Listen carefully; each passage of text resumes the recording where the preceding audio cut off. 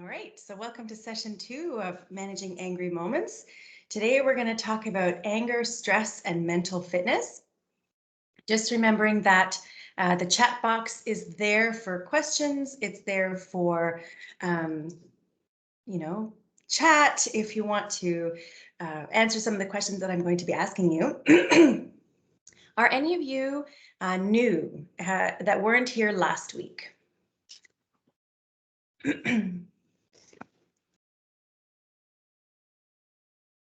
You can put your hand up or you can write something in the chat. So with every week, we're always going to be doing a review of the week before, just so that if you missed something or if you had, some leftover questions or you wanted to hear it again, then this is a great time to do that. So every time we're going to be doing a review of the week before. So if you have missed, just know that you can go to the YouTube page and view the first session.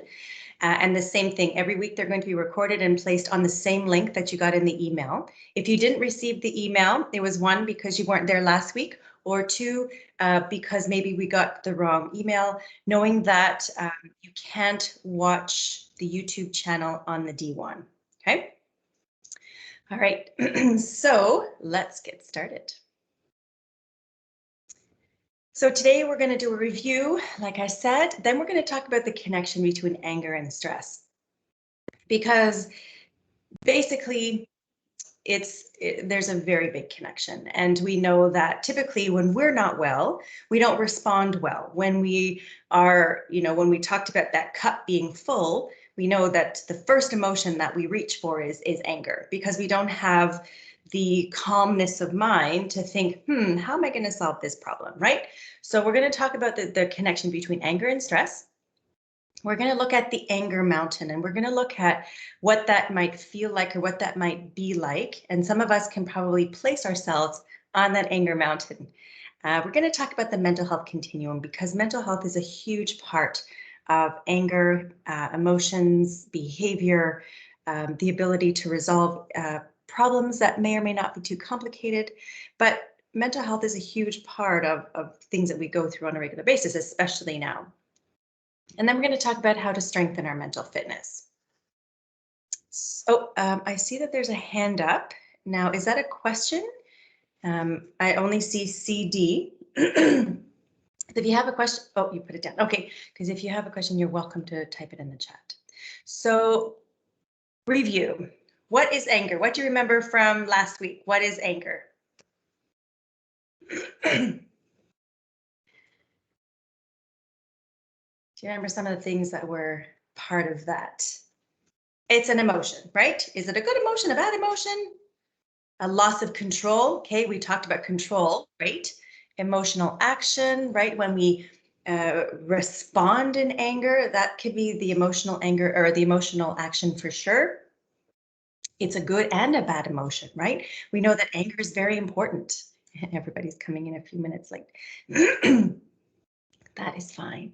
All right, so great. So we, oh dear. Okay, when I have to admit somebody, I can't see my slide, which is fine.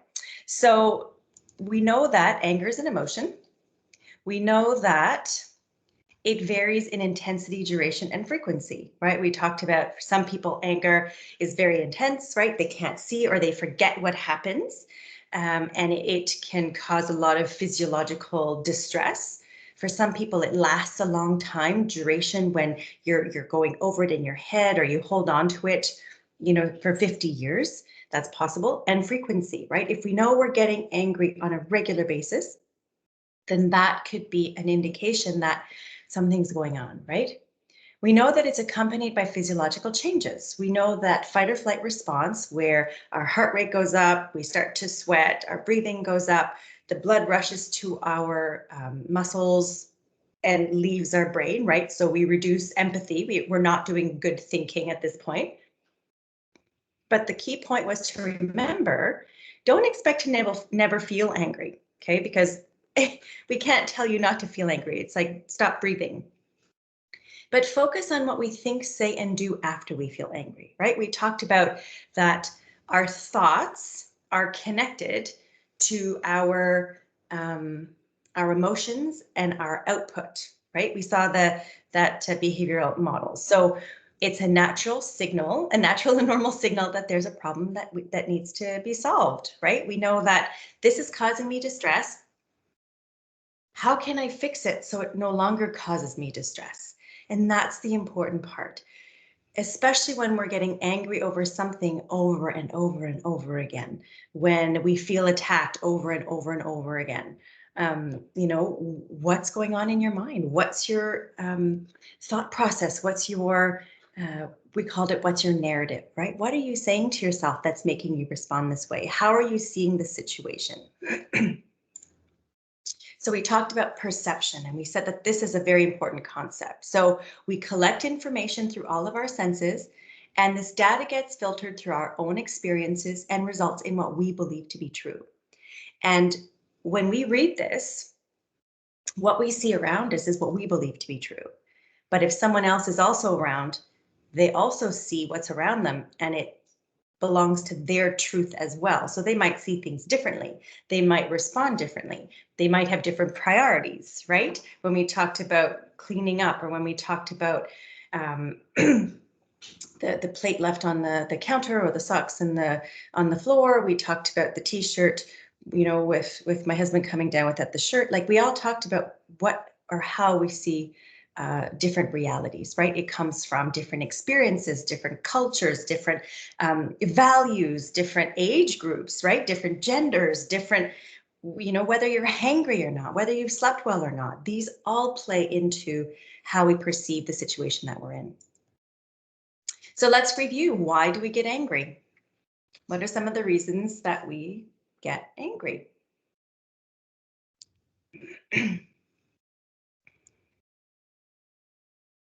Unlike a normal managing angry moment. Oh.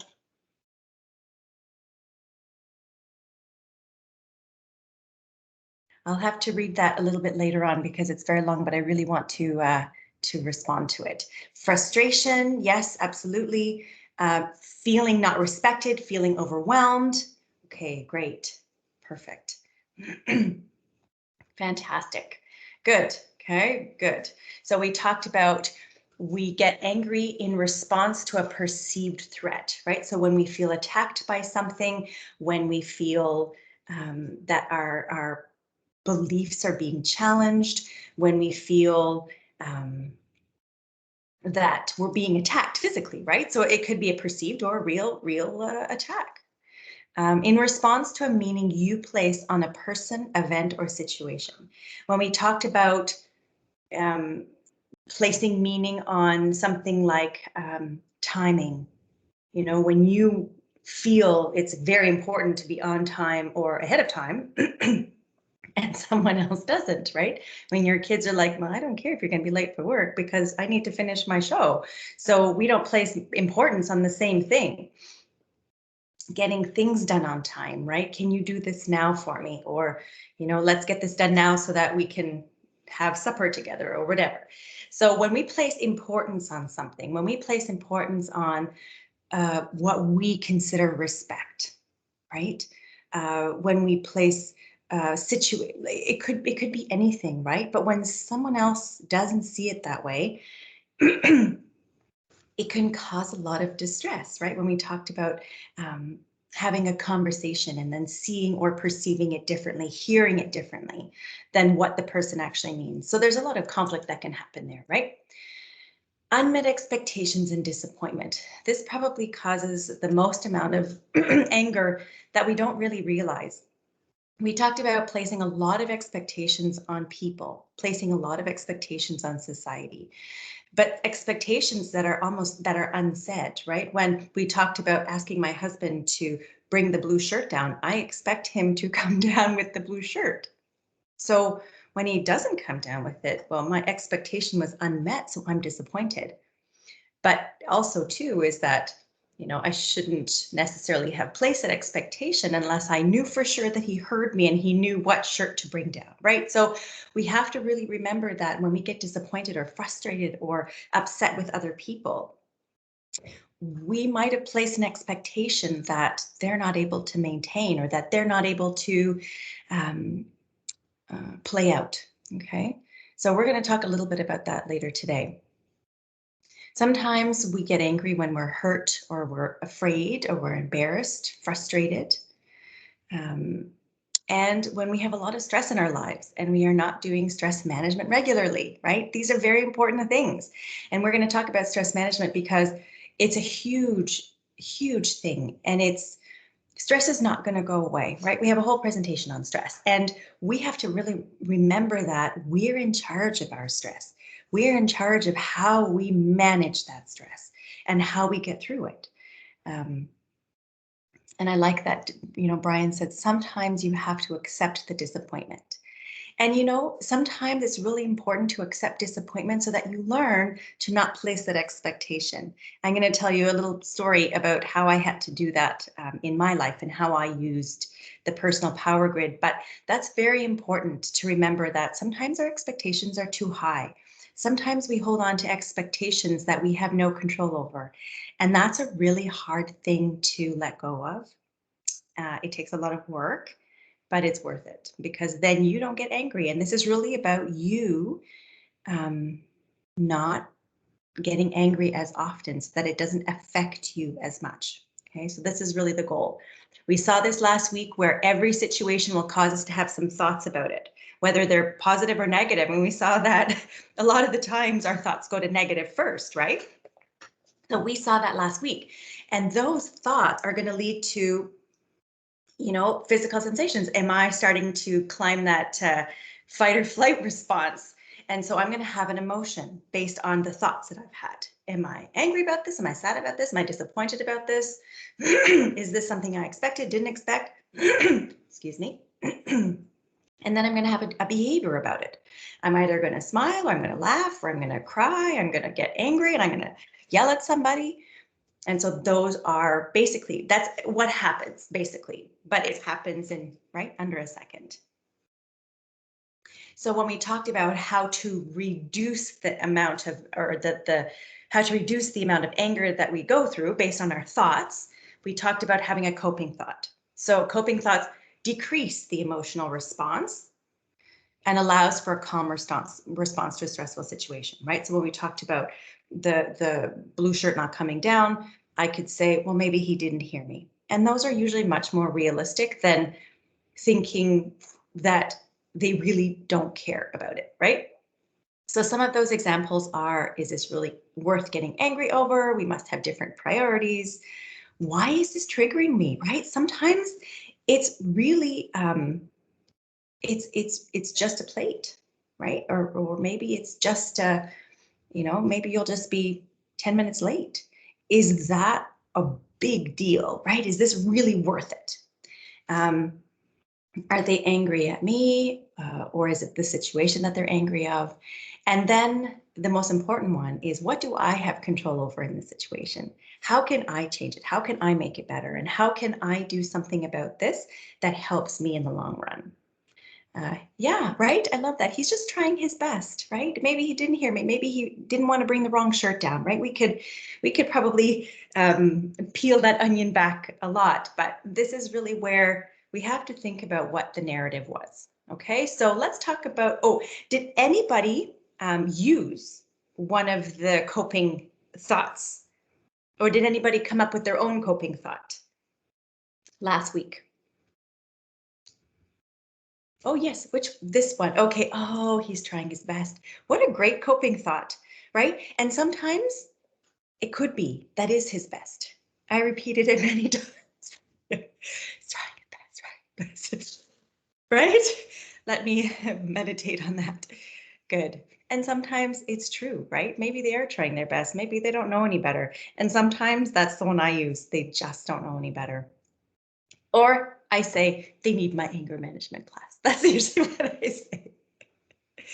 So I reminded myself that my daughter is trying to understand why. Why? And therefore I should not get angry. They don't understand why. Why do you need to, it's very important. A lot of the times kids don't understand. They don't have the same thinking process. Reasoning doesn't even set in until the age of 25. So even when you expect something to be reasonable right? Sometimes it just doesn't set in or it doesn't compute, right? Why is this? Because this happened. So that's great, right? She doesn't understand why. So if I explain it to her, maybe she'll be like, oh, okay, I get it. Good. Okay, so what's the connection between stress and anger, right? Why is this whole presentation on stress and anger?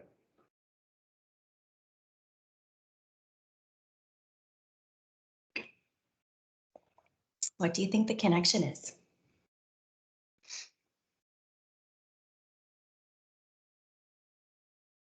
Do you think there is a connection? Do you think there's a connection between stress and anger? Because let me tell you, right? Recognition and taking action. There is a connection, and it's a very strong connection. Do you think you get angry when you're not stressed? More stress, more anger, right? You just answered my question.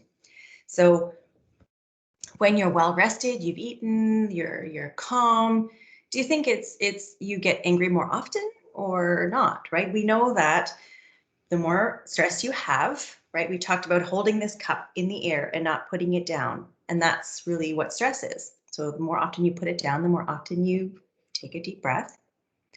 Yeah, less often, but not impossible, right? Of course. So let's talk about the defining stress, right? When we talk about the definitions of stress, we have to say that it's our body's response to a stimulus or demand. And we don't tell our bodies, I think I'm getting stressed right now, you need to activate.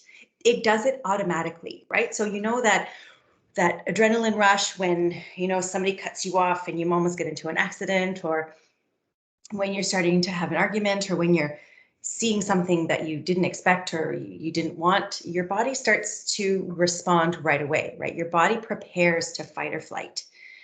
And usually it happens when the pressure exceeds one's perceived ability to cope. So if you're in a good place and you're like, I got this, we'll just do this, we'll just do that. You're easy, you can problem solve it. But when it's maybe too fast, maybe it's against your belief system, then maybe we're not able to cope with that right away and we get, upset. But what's also interesting is that stress can be positive or it can be negative. The difference is that with positive stress, we still get the adrenaline rush and the cortisol, but it doesn't linger in our bodies, right? All of those hormones go away and the cortisol doesn't, I'm going to call it fester. But negative stress, we hold on to it and we don't let it go as quickly. And usually negative stress is cumulative.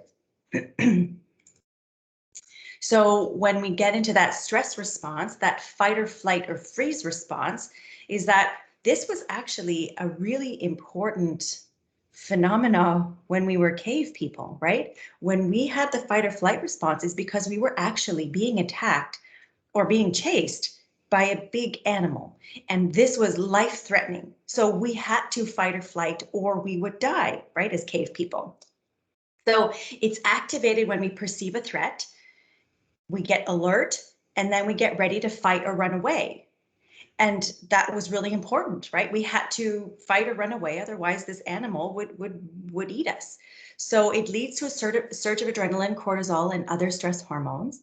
It increases our power of strength of power and strength due to physiological changes. So all of that blood that leaves the inside of your core, right, your brain and your lungs and everything, your digestive system, it goes right into your muscles because you need to be able to have this strength, more strength than you normally would, right? My husband always says, I'll run faster scared than upset or something like that. So anyways, it made sense when he said that. But we can't have empathy for this animal that we're going to kill because we would not want to kill it. We feel sorry for this animal, but we have to feed our families, right? As cave people, this is basically the thought process, right? I either die or I eat. So these are the two things. I can't feel sorry for it. So when all of the when all of the blood leaves your brain, you don't have time to think about, if I say this, I might hurt somebody, or if I do this, I might, regret it later, or empathy, when when you say things, it's normally like, oh, I shouldn't have said that afterwards, because then you're like, oh, that wasn't probably very nice. I shouldn't have done that. So this is all that happens during that fight or flight response, and it's not something that we choose. It just happens, right? So we have to sort of become aware of what our body is telling us when we're starting to climb that fight or flight mountain. Now, how stress is connected to this is that when we feel like we want to fight, when one feels challenged but still in control, okay, when you're ready to fight or to fight for this, right, when we're feeling attacked and we want to protect ourselves, we still feel like we're in control. When there's that flight response, we feel a loss of control. So epinephrine is released, and that's an anxiety hormone. Okay, so we get a little bit more, we get flustered, or we don't feel like we're able to manage this particular situation. And then freeze, it could just be that there's prolonged stress, feeling distressed, and then cortisol is released. So you don't know what to do right away. Maybe you're in a panic mode. Maybe you freeze and you just, maybe you're in awe. So that's how this is connected to your level of stress. Now, when we talk about anger as a signal of stress, stress is a feeling experienced when it's perceived that demands exceed one personal ability to cope, right? So when we haven't done any self-care, when we're tired, maybe when we're hungry, maybe when we already feel overwhelmed or we already feel frustrated, maybe we've already had an argument, there could be such an amount of things that says, I just can't have this other thing happen. So stress, that's when stress happens. But a stressor is an external situation or internal thought that requires a coping behavior. And that's something that you need to change, is that thought or coping behavior, okay? So the stressor is external. We can't change that, but we can change how we respond. That's a funny animation. Anger is an emotional signal that lets us know that we're experiencing too much stress. Okay. That's why it was funny that way. That's strange. Okay, so anger is an emotional signal that lets us know that we're experiencing too much stress. Okay, fair enough. So if I were to ask you, what are the physical sensations that you feel? What does your body tell you when you're angry, or when you're starting to get angry, or when you're starting to feel stressed, right? Distressed, negative stress. What does your body do? I know that I start to get warm and my teeth clench. Your patience disappears. You feel tension, okay? Sometimes people get tension headaches, or you get warm. Yeah, some people start to get red, right?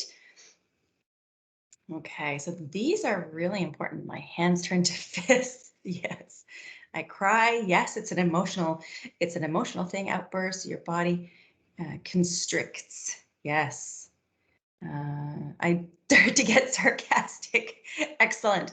So what's great is that you guys are aware of what happens to you, or what happens when you're starting to get angry. And that's kind of really important to know, because we'll talk about when these signs start to happen, what you should be doing. So we're going to talk about the anger mountain, and we're going to look at placing our anger on a graph. Okay, some people are more visual that way. So the first thing that happens is that we get triggered.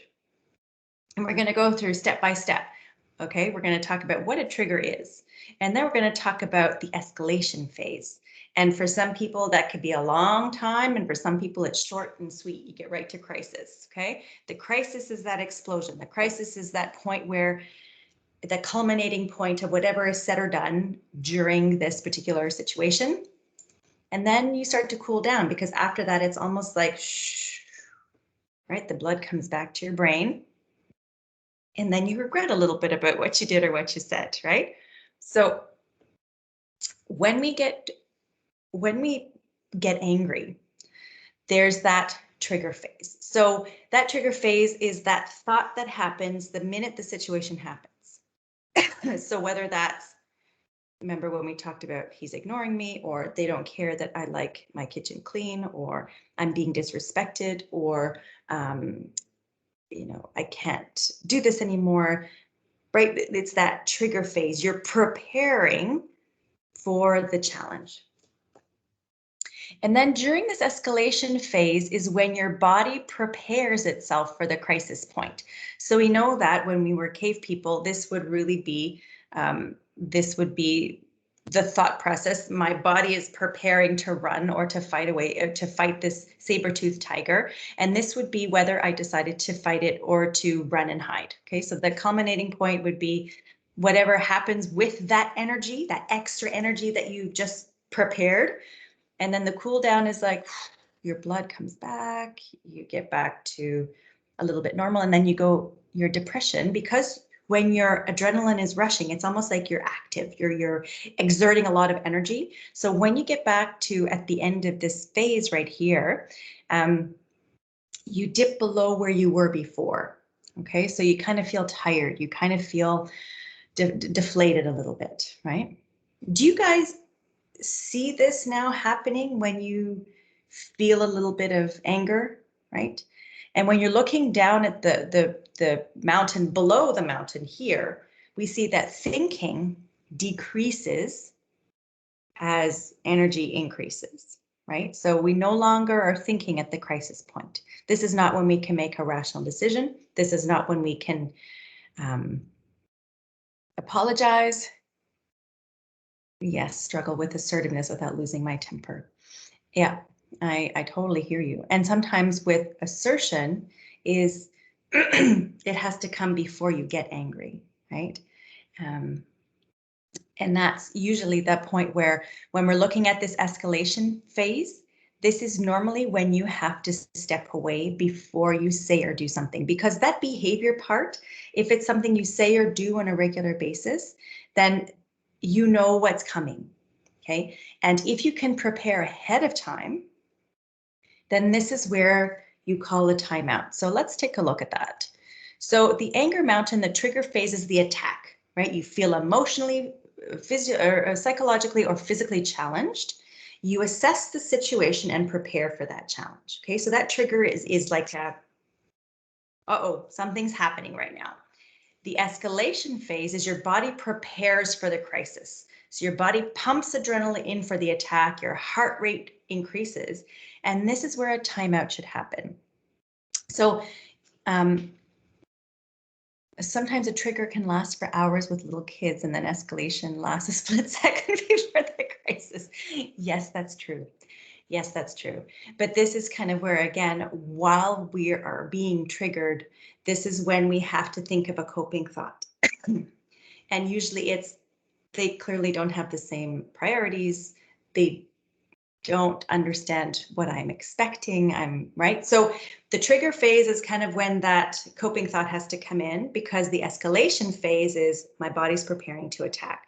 So the timeout process is basically, if you know that this happens regularly, okay, or if you understand what your body's telling you and it's preparing, you can call a timeout for yourself and say, before I say or do something I regret, I'm just going to step away and take a deep breath, or go for a walk, or go to the gym, and then come back to the situation and solve it. So a timeout doesn't mean leave.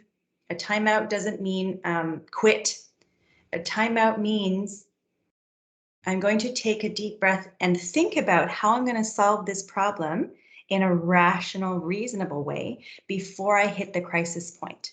Because that crisis point is that you've maximized the preparation and chemical command is issued. You're unable to listen, think, or have empathy. So if two people are yelling at each other, they're both at crisis points, they're both not feeling empathic. So they're not going to say something nice to each other, but they're also not listening to each other. So you're not going to solve anything. Okay, so that's really the important part here, is that if this is, remember, anger is a signal that there's a problem to be solved. If you can step away from that situation before the crisis point, then you can take that time to think about how you're going to solve it, or how you're going to come back and manage this situation. Because once you've hit that crisis point, then you probably will have that, itty bit of regret of what you say or do, because, you know, it might hurt somebody. and emotionally, physical, whatever, right? With intent to harm, whether harm is created or not. So the timeout, step back from the situation, time to think about what you want to do next, use a coping thought, right? This is where you have to have your coping thoughts ready. And some people come up with their own, like we have seen, and some people will stop and say, well, what's my narrative? Why am I being triggered? Or maybe I had high expectations. Maybe I need to take a deep breath. Maybe they don't know any better, right? So coping thoughts are important to de-escalate, and then it helps you return to the situation in a calmer manner. And that's what's really important, is that this might not be for situations that aren't common, but oftentimes when we're angry, and we're angry often, these are common situations that happen over and over and over. The story I'm telling myself is, and that's really great, right? Because if you can say, the story I'm telling myself is that my kids are doing it on purpose to piss me off, or they're, because they're not listening, they are disrespecting me. Well, they're not. They just have different priorities, right? Maybe they don't understand how important it is to be on time, or maybe they don't care to go to bed if you have asked them to do that, you know, 100 times. So this is kind of where we have to think about the thoughts that we're thinking. And I know that sounds funny, but why am I reacting this way? Why am I feeling attacked? Why do I feel like I want to, you know, fight or flight? And this is often when you have to think about, well, what expectations what expectations am I placing on people, on society, on my family, on, you know, the government, the weather, et cetera, right? So after we've taken that time out, or after we've had that crisis point, okay, if we haven't taken the time out, that cool down phase after the crisis is the body begins to recover from the energy expenditure, and quality of judgment returns, right? Because your blood is now back in your brain and you're thinking, that wasn't very nice. And then the depression part, the body enters a period when adrenaline and heart rate dip below normal. Feelings of exhaustion, awareness returns. Assessment of behavior often leads to guilt or regret. And this is where, if this happens on a regular basis, we know that it's a pattern, and patterns stick, right? Patterns, we call them, especially when they're habitual patterns, they're like elephants. And this elephant is following you because it's your pattern. We are 90%, I think they said something, we're between 96 and 97% habit, creatures of habit. You sit at the same place at the dining table. You brush your teeth the same way. You will make your coffee in the same, you know, and we feel like, if you shower and you do the same thing over and over again, if you mess that up somehow, you're like, oh, I can't remember if I've, right? So habits are elephants, and trying to change a habit is a little tiny person sitting on that elephant trying to move it. So 10% of the time we're usually pretty good, right? But the more often we practice, and the more often we remind ourselves, right? Sometimes we need a sticky note. I know I use sticky notes when I have to remind myself of something. It becomes a little bit less hard to remember to change our habits. Okay, any questions about that? Do you guys see the anger mountain happening when you get frustrated or upset, or when something ticks you off? Do you think that you'd be able to step back at that escalation phase? We all know, we all feel it, right? You can all feel it coming. And when you feel it coming, you want to attack whatever it is that's causing you distress. And that's the problem, right? Because we're no longer feeling empathy for it. You cause me distress, I'm going to cause you distress. That's how this works. But if you know that this is affecting you, or it's affecting your family, or it's affecting, you know, especially you, because if you get angry often, you're the one who's hurting your physical and mental body.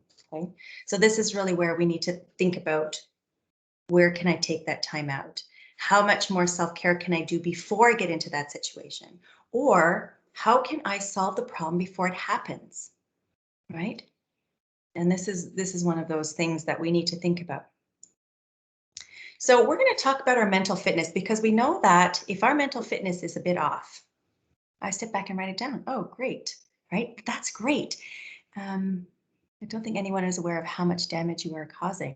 And as a parent, we're often stuck in a good cop, bad cop rule. Yes, yes, we are, right? And if you're a single parent, then you have to play both. And often it's more bad than good. Well, that's not true. Some parents are really, really good at that. Um, it's quite damaging if you don't stop and think about it, or if you don't stop and apologize to show that you make mistakes too as a parent or as a partner or as a human being, right? Human beings make mistakes. As long as we don't repeat them over and over and over again, then that apology will be accepted.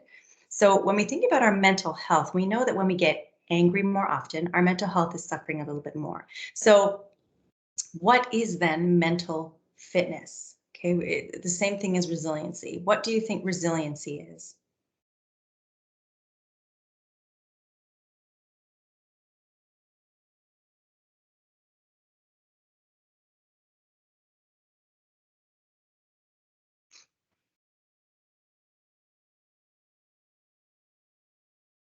The ability to rebound after an event. Yes, right. So we've seen this before. We know that um, mental fitness is to be psychologically and emotionally resilient, right? So very similar. Mental fitness is resiliency, to be able to spring back after struggling through difficult and stressful times. And that never means right away. That means that you have to go through a difficult time to become resilient, because you have to learn how to cope.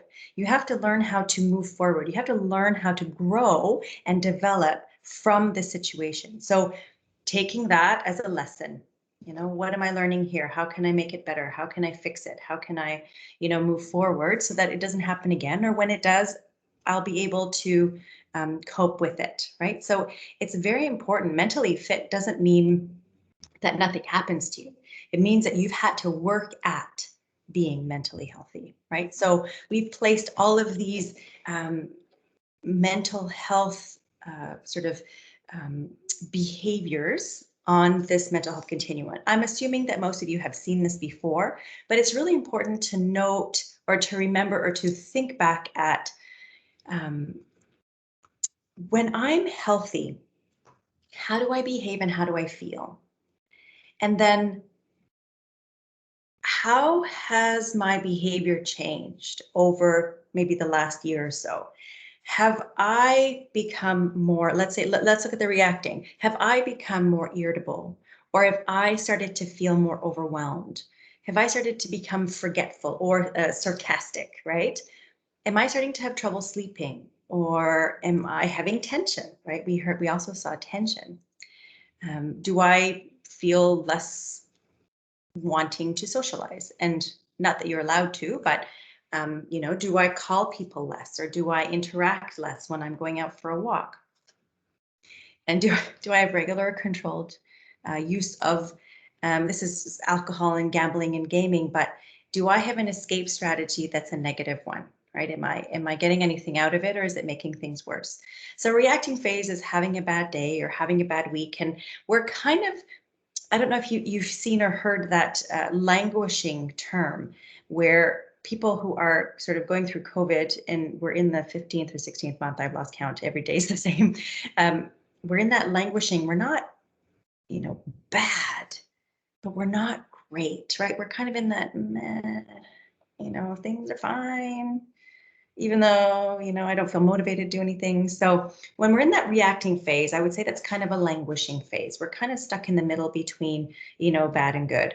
But, we have to really be aware of this and do something about it. And that's what that mental fitness is that how am I going to cope with this so I can get back to the healthy? What am I doing to make sure that I'm not going to slide into the injured phase? And the injured phase is a huge change in perception. And that's really that dangerous part, where if you're there, you don't know that you're there. And I've been there, and someone had to tell me that I was there. And it's a very interesting phase where you're just like, well, this is just who I am now, right? You're always tired, you're angry, or you're anxious, you're very negative. Um, your work performance decreases. You're not able to sleep well, or you can't stop sleeping. Maybe more increased aches and pains because it exacerbates pain. and you just avoid people. You want to withdraw. You don't want to talk to anybody, and it's that in between stage, because if we don't do anything about that, or if we don't reach out and talk to people who are like this might be happening within your household. This might be happening to you, but it's very important that we talk or reach out to people who are like this and say, hey, I've noticed that this is happening, or that, you're more negative than what's happening. Are you okay? Can we get you some help? Because if we don't get some help in the orange phase, it's very easy to slide into the ill phase. And this is really where we would have a diagnosed mental health injury. And we know that those take a lot longer to recover from than languishing. So it's a sliding scale. It doesn't mean that if you hit the orange or the red that you won't come back to green, but it will take a little bit more time.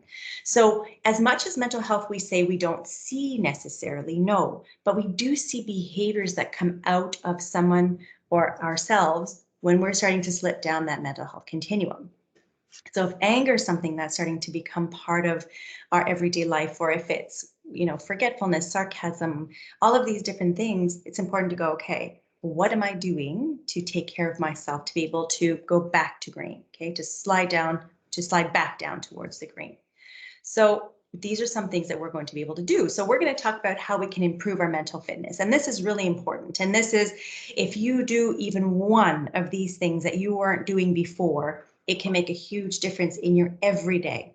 And it's one of those things that's important to think about. What am I doing for myself every day? And as much as we feel stuck, we feel like we can't do anything. We feel like, because we're always comparing to what we were able to do before, right? But this is now our new normal. This is where we have to think, what can I do? So what are some things do you think that you can do to improve your mental fitness? Or what are things that you have been doing over the last year, let's say? If there's even one thing that you do on a regular basis, and I'm gonna sort of even just say that if you don't know what you do, you go outside for a walk, great. If you don't know what you do on a regular basis for your mental health, then that can also be a problem, right? This is also where we have to think, I need to do something. Meditation before sleep, perfect. Everybody's going outside for a walk, listen to music, garden, leave the house. Yep. Sometimes you just need to change the walls, right? I had to repaint the walls because I'm in this room all the time. Call on the phone with friends, talk to a friend, right? These are all really important things. Fantastic. So, and that's great. When we talk about what are some things that we can do, a lot of the times we forget the basics, right? And the basics, there's 3 basic things that are the sort of the most important things that we can do for our mental health. And then everything else is bonus. Drink lots of water. That's fantastic, right? I'm trying to do that. That's good. So sleep is the number 1 most important thing that you can do for your mental health. Practice gratefulness. That's fantastic. That is one of the most important things for happiness, right? They show that. So if I say sleep is one of the most important nutrients that we forget to give our bodies, or that we sometimes neglect or go, I don't need to do that right now. I'll sleep when I'm dead. So sleep is the number 1 thing that we need to remember, that is the most important thing for our mental health. Because without sleep, if we eat well or exercise, we can't consolidate to memory. We're not going to manage weight. We're not going to build muscle, right? We're not going to be able to focus or concentrate. So sleep is the number 1 thing. Physical activity and nutrition. Those are the basic 3. So if we're doing, other things, that's great, right? So going for a walk is the physical activity part. Sleep and nutrition. So if you're not eating properly, your body is expected to think, concentrate, be happy. There's a huge connection between our health and our gut health, our mental health and our gut health. So 90% of our serotonin is created in our gut. So if we have poor nutrition and only eat sugar and processed deep fried things, then we're not going to have the health or wellness that we could if we were to eat lots of fruits and vegetables and have balanced meals. And there's, we have several presentations on that coming up in June. The next ones, of course, are stress management. Like you said, talking to friends, when we talk about gratefulness, when we talk about reading a book or meditating, right? These are all the stress management things that we need to do. We need to learn how to communicate. and how to express ourselves and say, this is what I need. And we have a presentation on anger and communication, and I believe that we're going to be talking about that as well. Mental fitness exercises, that's sort of mindfulness, right? We did a deep breathing exercise last week, mindfulness, where we are in the present moment. Changing our perspectives, right? Why am I thinking this? Why is this affecting me? What is my coping thought? How can I see this differently? And then focus on what we can control.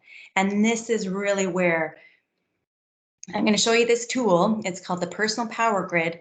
And this is really where you take your control back. This is that place where you have to see in every situation, when you look at this personal power grid, in every situation, there are two columns. There are things we have control over, and there are things we have no control over. So if I were to ask you, what do you always have control over? In every situation, what do you, or should you, always have control over? Okay, your actions, your reactions, your emotions, yourself. Okay, so yes, yourself, actions, yeah. So you got it. You're the only thing that you have control over, okay? Your actions, your reactions, your behavior, that's all you have control over. So in every situation, if you were to take action on the things you have control over, this is where you find your control. This is where you find your power. Okay, and that's when we feel a sense of mastery. Now, in every situation, there are things that we have no control over. And what would that be?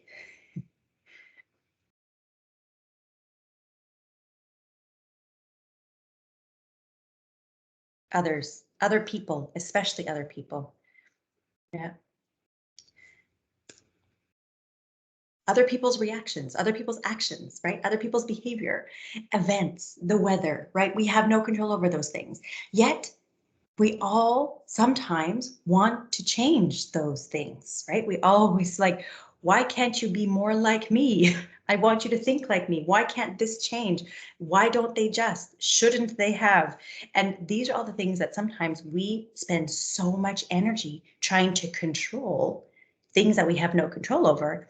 And if we put, sorry, all of our energy on those things, then we feel like we're losing control, because nothing we are trying to take control over is changing. And they shouldn't change, because you don't have control over those things. So you're going to be hitting your head against a brick wall, and you're going to be disappointed over and over and over again. So sometimes we have to choose to let go of things and accept things that we have no control over, because we can't change them. You can be upset about them all you want, but that's not going to change anything. And that's when we are in a place of acceptance. I have done everything in my power in the mastery quadrant to, take care of myself, change this and change that, so that I can accept some things that I have to let go of. Some things I'm just not going to be able to change. And those are two very positive places to be. Acceptance does not mean giving up, or does not mean quitting. Okay, we're going to talk about what that might look like. And when we try to control things that, we don't have control over, we're hanging on to something that we want it to change, but it can't, or it won't, no matter how much we get upset with it. So let's take an easy example. Let's say we want to get healthier. Okay, what are some things that we have control over? What are some things in the mastery quadrant that we can do for ourselves to get healthier? Okay, what we eat, right? Absolutely, we can choose to do that. Our diet, okay? If we exercise, if we sleep more, right? These are all things that we have control over. Exercise. Now, what are some things in that I want to get healthier that we have no control over? No control over these things. I want to get healthier. What do I have no control over, right? Could be your genetics, right? So your body's responses, your partner, right? Your medical conditions. Yeah. Yeah. No, we can't change our partner eating chips. I mean, if you're the shopper, you can choose not to buy them, but they won't stop eating them, right? So you can choose to not sit with them. We can't choose our genetics. We can't change our age. Okay. We can't change our health conditions. We can't change the fact that gyms are closed right now. So we can get upset about them and be frustrated about them, but will that change anything? No. So sometimes we have to accept that some things are the way they are, right? If your medical conditions, your genetics, your age, we have to accept that these are things that are just going to happen. And I have to let go of worrying about them or let go of being upset about them. But if I were, so it's different than quitting or giving up. So quitting or giving up is basically, I'm going to take everything I have control over and just not do it. So eat crap, not sleep, not exercise, be angry at everything. That's pretty much giving up, right? So that's when we talk about, getting healthier.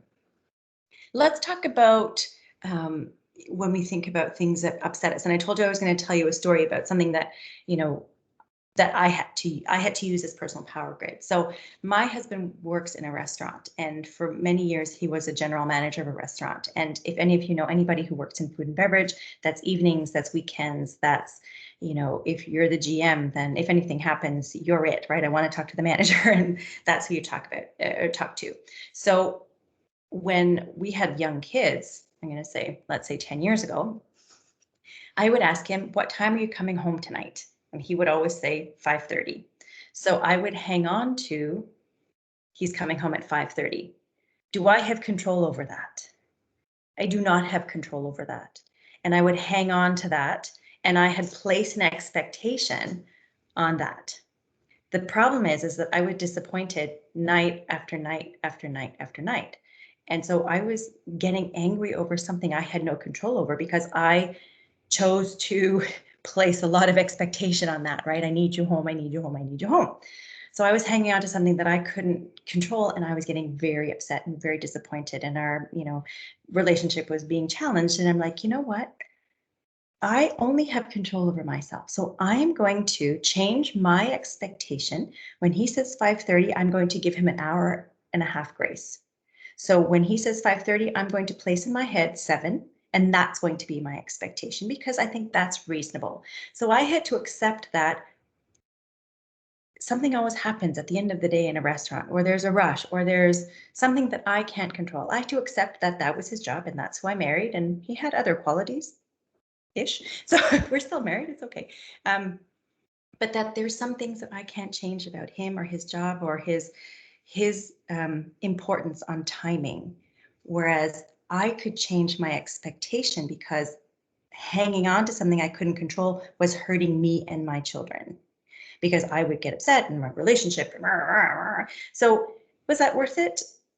For me, it was. And that's something that I felt a huge weight lifted off my shoulders, that I'm no longer placing this expectation because I can't control it. I can only control how I manage it for myself, right? So this is kind of where, there's a lot of controversy. Well, he should be home at the right time. And yes, yeah, he should. But what did I say about shoulding last week? When you should on somebody, you're going to be disappointed, right? That's the whole hanging on piece. So when I ask my children to do something, we hang on to the fact that they should do it now because I said, and I'm the parent, right?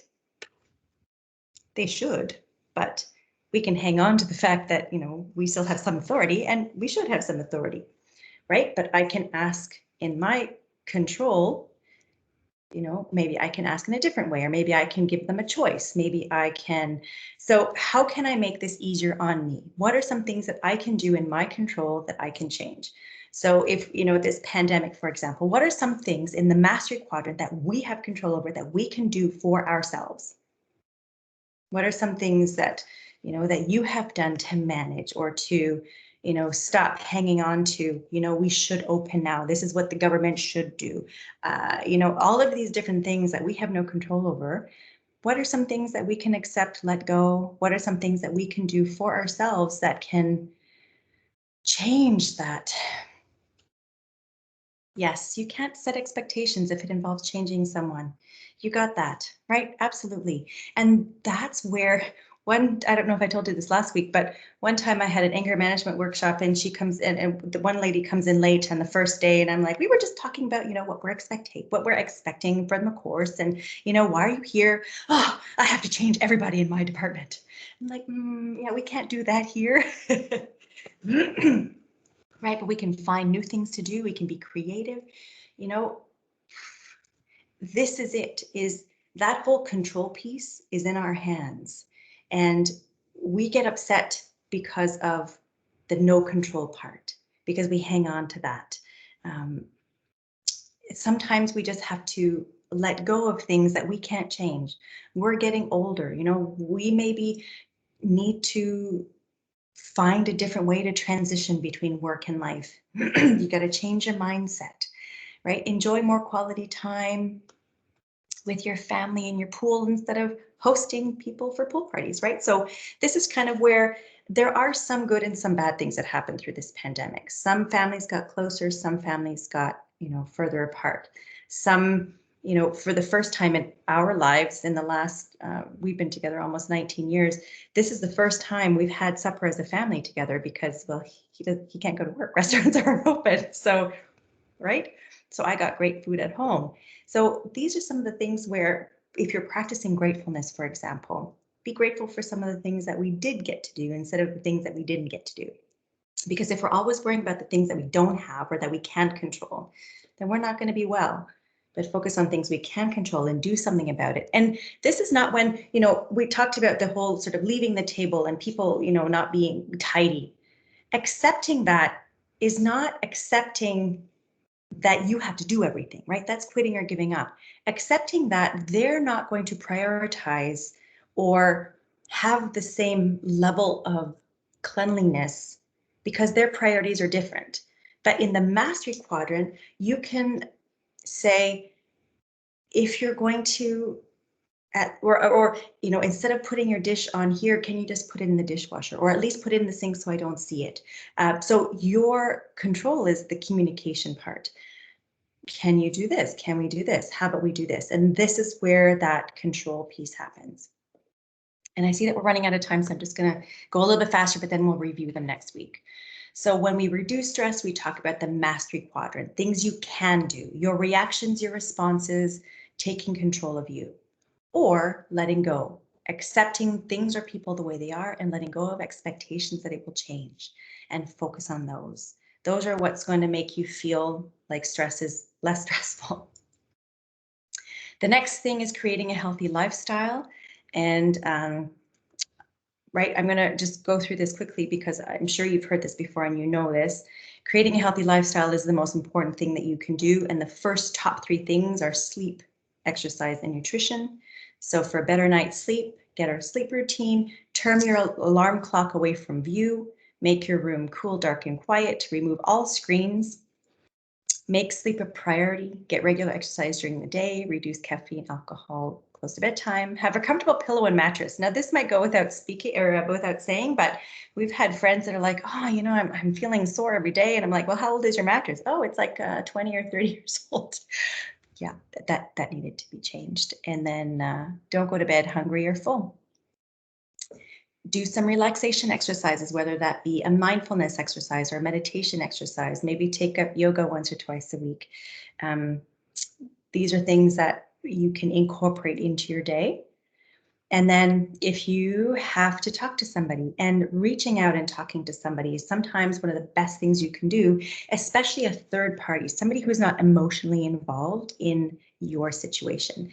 And when someone just validates you and just says, you know what, that sounds really stressful, it's like, somebody gets me, and it's great.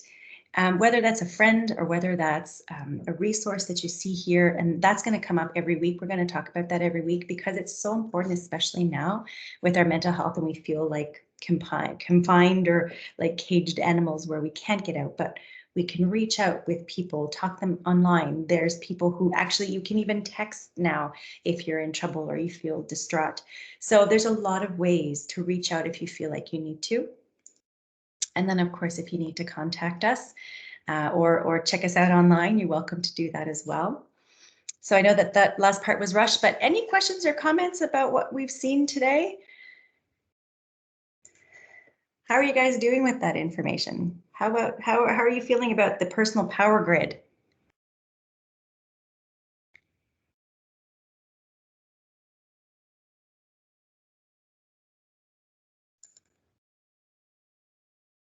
Because I think this is my favorite tool when it comes to managing stress. Good. Something to think about, right? Good.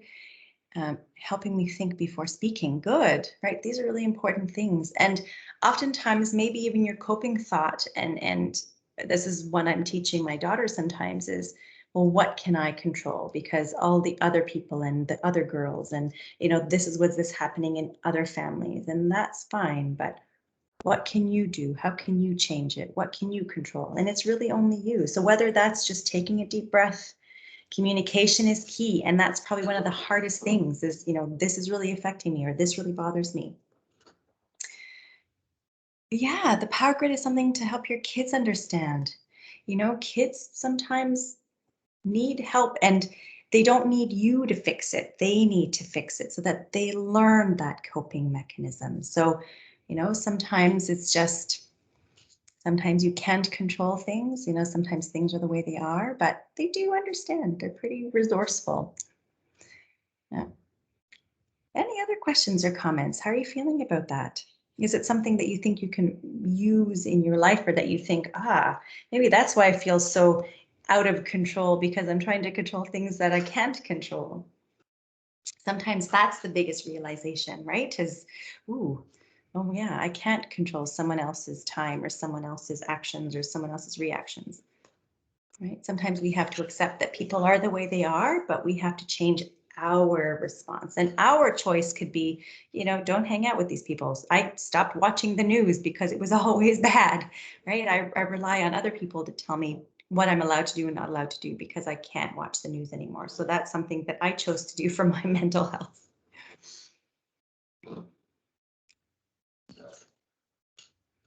So next week, we're going to talk about other tips and tricks to managing the escalation part of the anger mountain. You have also stopped watching the news, right? Good to hear again. Such a good format. Oh, great.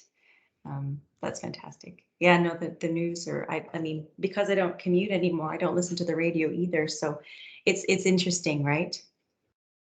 But it's definitely something to think about because it's not something that's over just yet. We're still getting through this pandemic, but I think the more we go through it, the more we're able to accept some of the great things that have changed, some of the, the ways that we've done business or even the ways we've been able to interact. We still are lucky to have computers and internet and food and stuff and a job, right? Not everybody got to keep their job.